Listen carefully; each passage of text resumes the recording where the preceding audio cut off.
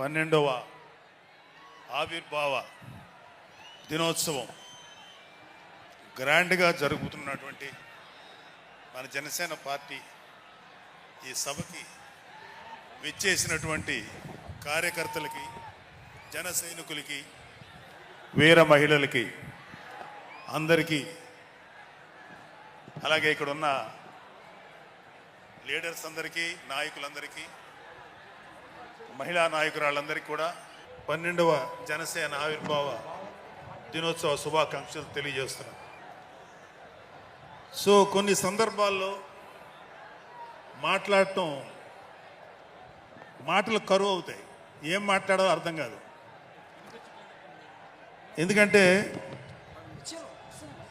ఒక సంవత్సరం దాదాపు 9 నెలలు 10 నెలల క్రితం మనం అధికారంలో లేవు.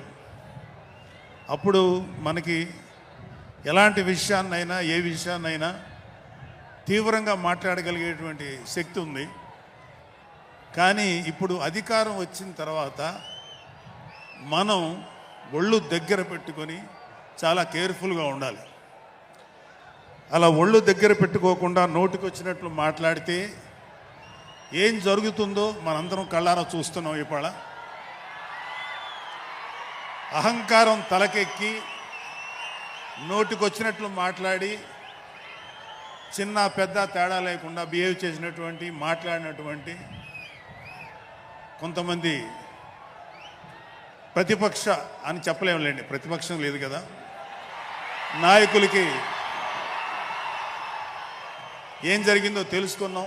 కాబట్టి ప్రతి మాట ఆచితూచి మాట్లాడాలి.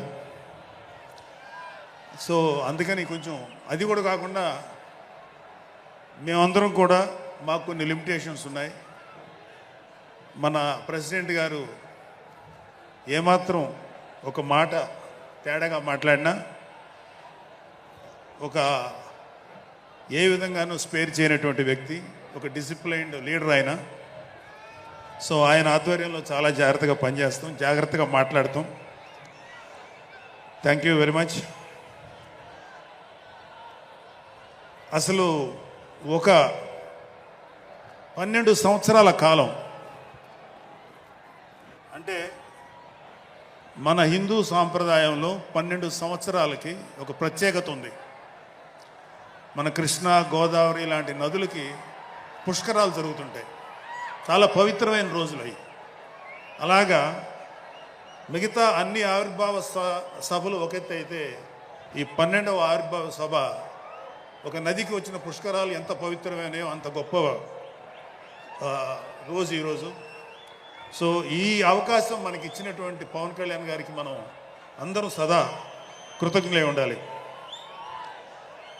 ఇప్పుడు పవన్ కళ్యాణ్ గారు ఆయన సాధించినటువంటి సక్సెస్, ఆయన సాధించినటువంటి విజయం మనం ప్రత్యేకంగా చెప్పుకోకర్లా.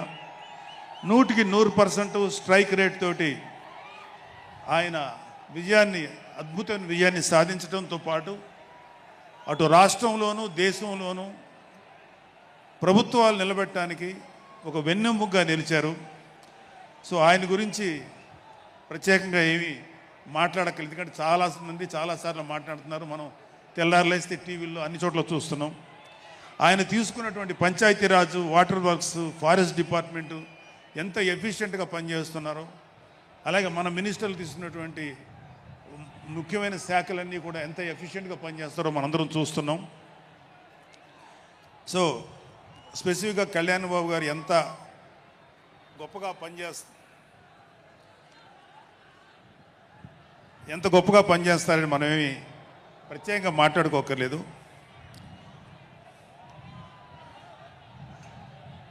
సో అయితే ఎన్ని మాట్లాడినా ఒక విషయం అయితే మనం మాట్లాడుకోవాలి. ఒక సినిమా స్క్రిప్ట్ కానీ, ఒక ఉపన్యాసం కానీ, దానికి కొన్ని లక్షణాలు ఉంటాయి. అంటే ప్రతి స్పీచ్లోనూ ఒక హీరో, అంటే ఒక సినిమాకి చెప్పిన ఒక హీరో, ఒక విలను, ఒక హీరోయిన్, ఒక హాస్యగాడు, ఇలా ఉంటారు. సో మనం వైసీపీ హాస్యగాళ్ళ గురించి చెప్పుకోకుండా ఈ స్పీచ్ని ఎండ్ చేయలేం.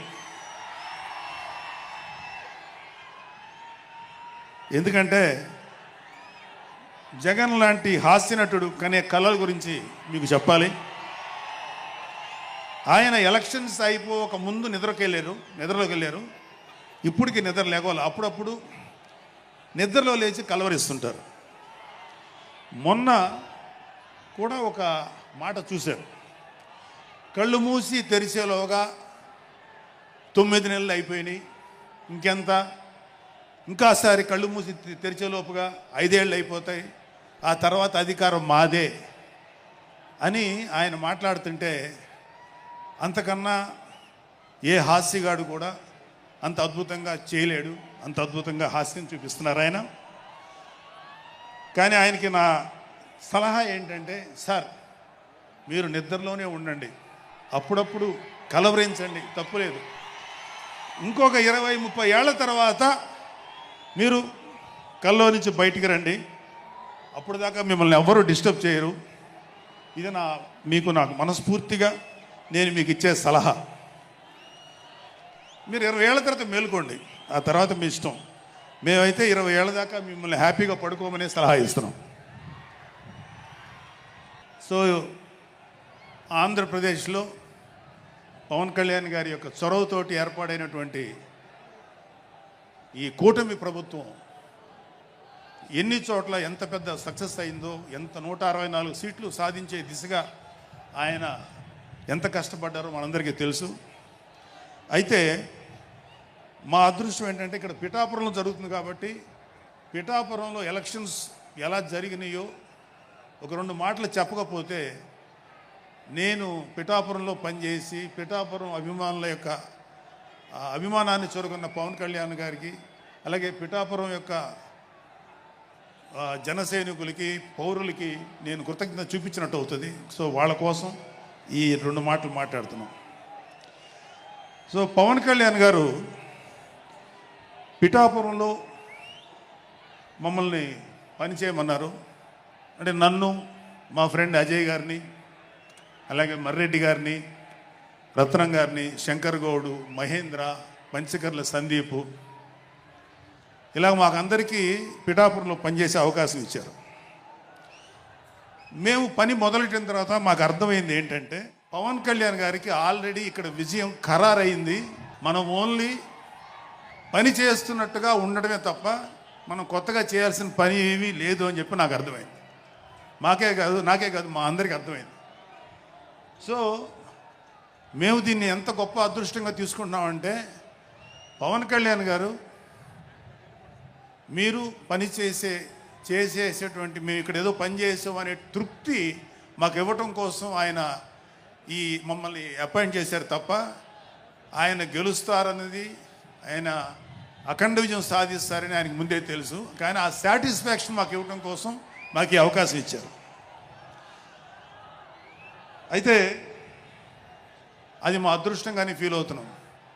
చంద్రుడికో నూలు పోగులాగా ఆయన పడిన కష్టానికి ఒక చిన్న పని చేసామనే తృప్తి అయితే మాత్రం మాకు నిజంగానే ఉంది.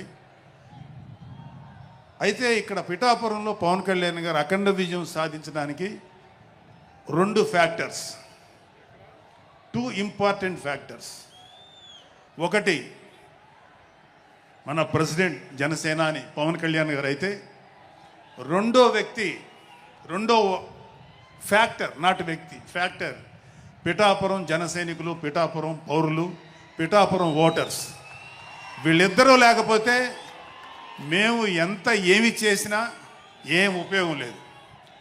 సో మాలో ఇంకెవరైనా సరే పవన్ కళ్యాణ్ గారి విజయానికి నేనే దోహదపడ్డాను అని ఎవరన్నా అనుకుంటే అది వారి కర్మ, అంతకంటే ఏం చేయలేం. సో ఇక్కడ మన ప్రెసిడెంట్ పవన్ కళ్యాణ్ గారికి ఆయన గురించి చెప్పడానికి ఒక ఇంపార్టెంట్ విషయం చెప్పాలి. అది ఏంటంటే, మొన్న ఈ మధ్యన మా అమ్మగారితో మాట్లాడుతున్నప్పుడు మా కళ్యాణ్ బాబు గురించి ఒక మాట వచ్చింది. యాక్చువల్గా ఇక్కడ నేను ఒక అన్నగా మాట్లాడకూడదు, కానీ నేను ఒక పార్టీ జనరల్ సెక్రటరీగా మాట్లాడాల్సి వచ్చినా కూడా ఒక అన్నగా ఈ ఒక్క విషయం నేను చొరవ తీసుకుని మాట్లాడాలి. సో మా అమ్మని అడిగాను, అంటే ఆవిడ నాతో చాలా ఫ్రెండ్లీగా ఉంటుంది. ఆవిడని అడిగా, ఏదో మాటల్లో వచ్చింది, అమ్మ మమ్మల్ని అంటే ఏ తల్లి అయినా ఒక ఆడతల్లి ఒక ఒక స్త్రీమూర్తి బిడ్డను కనేటప్పుడు చాలా నొప్పులు పడుతుంది. అది ఒక పునర్జన్మ అంటారు. అలాంటిది నేను మా అమ్మని అడిగా, నేను పుట్టినప్పుడు ఏమన్నా పెయిన్స్ అనుభవించావమ్మా అని. మా అమ్మ అంది, నువ్వు పుట్టినప్పుడు నేను అనుభవించిన పెయిన్స్ భూమి మీద ఆడది అనుభవించలేదు, అంత కష్టం పెట్టేవాడిని. అది మా అమ్మ చెప్పింది నా గురించి.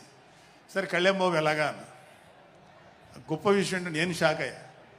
వాడు పుట్టినప్పుడు నాకు పెయిన్ అనేది కొంచెం కూడా తెలియలేదురా, అలాగా నాకు పెయిన్ లేకుండా పెయిన్ ఇవ్వకుండా పుట్టాడు అని.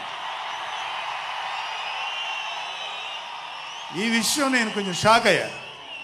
అదేంటమ్మా కనీసం పెయిన్స్ ఉంటాయి కదా, ఏమోరా నాకు ఏమాత్రం పెయిన్ తెలియకుండా పుట్టాడని. సో నేను ఏమంటానంటే, పుట్టేటప్పుడు కన్న తల్లికి కూడా ఏమాత్రం నొప్పి బాధ ఇవ్వకుండా పుట్టిన పవన్ కళ్యాణ్ లాంటోడు, అలాంటి నాయకుడు ఈ కూటమి భాగస్వామ్యంలో ఉప ముఖ్యమంత్రిగా ఉన్న నాయకుడు ప్రజలకి ఎందుకు బాధలు రానిస్తాడు? వాళ్ళకి ఏ బాధలు కష్టాలు రాకుండా గుండెల్లో పెట్టుకొని చూసుకుంటాడు. అది మనం కళ్ళారా ఈరోజు చూస్తున్నాం. ఇప్పుడు మనం చూస్తున్నది ఆవగింజలో అరవంతు మాత్రమే. కూటమి భాగస్వామ్యంలో పవన్ కళ్యాణ్ గారి భాగస్వామ్యంలో జరుగుతున్న కూటమి ప్రభుత్వం పరిపాలన ఆవగింజల అరశాతమే. ఇంకా చాలా ఉంది. ఇప్పుడు చూస్తుంది just tip of the iceberg. అద్భుతమైన పరిపాలన మనకు రాబోతుంది. రాబోయే 20 ఏళ్లలో ఆంధ్రప్రదేశ్ ఒక స్వర్ణయుగం చూడబోతుంది. ఎందుకంటే ఎప్పుడో స్వాతంత్రం రోజుల్లో కొంతమంది మహానుభావులు పుట్టారు. అలాంటి వ్యక్తి ఈరోజు పుట్టడం, ఈరోజు మన ముందు ఉండటం మన అదృష్టం.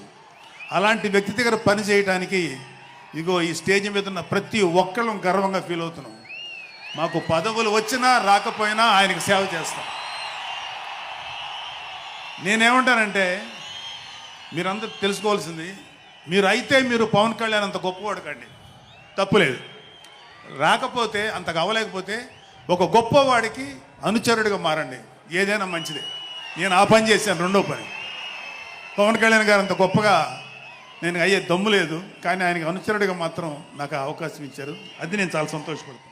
ఎందుకంటే ఇవాళ కళ్యాణ్ బాబు లాంటి వ్యక్తి, ఇక్కడ ఉన్నటువంటి మా నాయకులు ఎవరైనా సరే, మేము చూస్తున్నది కేవలం ఒక జనరేషన్ కాదు, రాబోయే 3-4 జనరేషన్స్. అంటే మీరు, మీ పిల్లలు, మీ గ్రాండ్ చిల్డ్రన్ ఎంత మంచి ప్రపంచాన్ని చూడాలి, ఎంత మంచి జీవితాన్ని చూడాలి, ఎంత చక్కటి అవకాశాలు రావాలి అనేటువంటి ఆలోచనతోటే ముందుకెళ్తున్నాం. ఖచ్చితంగా రాబోయే 20 ఏళ్లలో ఇది జరిగి తీరుతుంది. పవన్ కళ్యాణ్ గారు ఒక జనరేషన్ కోసం కాదు, రాబోయే 2-3 జనరేషన్ల కోసం కూడా ఆలోచించగలిగేటువంటి గొప్ప నాయకుడు. ఇంకొక చిన్న విషయం ఏంటంటే, నాకు ఎమ్మెల్సీగా అవకాశం ఇచ్చినటువంటి మన ప్రెసిడెంట్ పవన్ కళ్యాణ్ గారికి నా హృదయపూర్వక కృతజ్ఞతలు. అలాగే నేను ఎమ్మెల్సీ కావటానికి నన్ను ప్రోత్సహించినటువంటి వ్యక్తులు, లేదా నేను ఎమ్మెల్సీగా ఉండాలని కోరుకున్న మీలాంటి ఎంతో అభిమానించే కార్యకర్తలు, అలాగే మా నాయకులు, ఆ రోజు నాకు సపోర్ట్గా వచ్చినటువంటి మా నాయకులందరూ, మనోహర్ గారు, రామకృష్ణ గారు, విష్ణుకుమార్ రాజు గారు, లోకేష్ గారు, వీళ్ళందరికీ కూడా నా హృదయపూర్వక కృతజ్ఞతలు. అంటే దేవుడు అనేవాడు మనం అడిగితే వరాలు ఇస్తాడు, ఖచ్చితంగా వరాలు ఇస్తాడు. కానీ అడగకుండానే వరాలు ఇచ్చేవాడు పవన్ కళ్యాణ్. అతను ఏమని పిలవాలో మీరే డిసైడ్ చేసుకోండి. చివరిగా ముఖ్యమైన విషయం ఏంటంటే, జనసేనకి ప్రాణవాయువు లాంటి వాళ్ళు కార్యకర్తలు, వీర మహిళలు, జన సైనికులు, అభిమానులు. నేను ఒక జన సైనికుడిని అని చెప్పుకోవటంలో ఉండే ప్రైడ్ నాకు ఇంకా ఏ విషయంలో రాదు. చాలా గర్వపడుతుంటాను. సో అలాంటి జన సైనికులకి, మీ అందరికీ మేమందరం అండగా ఉంటాం. ఏదైనా చిన్న చిన్న ఇబ్బందులు తలెత్తినా అవన్నీ సరిచేస్తాం. ఇంకొక విషయం ఏంటంటే, జనసేన పార్టీ ఒక్కటే మీరు ఒక కార్యకర్త స్థాయి నుంచి అత్యంత ఉన్నతమైన స్థాయికి చేరుకోగలిగేటువంటి డెమోక్రటిక్ వాల్యూస్ ఉన్నటువంటి పార్టీ జనసేన. కాబట్టి జనసేనలో ఉండండి, జనసేనని ప్రోత్సహించండి. మీకే కాదు, మీ బిడ్డలకు కాదు, మీ మనవలకు కాదు, రాబోయే తరాలందరికీ జనసేన అండగా ఉంటుంది. మీ అందరికీ మేము ఫుల్ సపోర్ట్ చేస్తాం. మిమ్మల్ని అందరినీ గుండెల్లో పెట్టుకొని చూసుకుంటాం. ఎందుకంటే మా వెనకాల ఉన్నది ఒక శక్తి, దట్ ఈస్ పవన్ కళ్యాణ్. జై పవన్ కళ్యాణ్, జై జనసేన, జై హింద్.